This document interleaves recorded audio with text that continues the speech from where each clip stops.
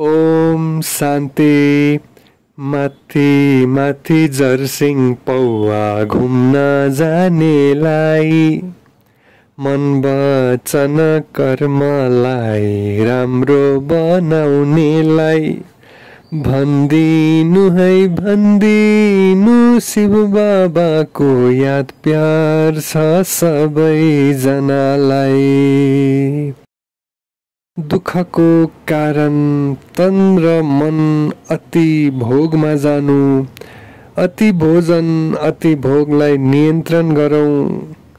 पशुपतिनाथ शिव बाबाको ज्ञानको अर्थी श्रेष्ठ मति, सोही अनुसारको अन्तिममा सद्गति प्राप्त गर्नको लागि शिव बाबाको याद प्यारमा रमाइरहौँ। धन्यवाद। नमस्ते।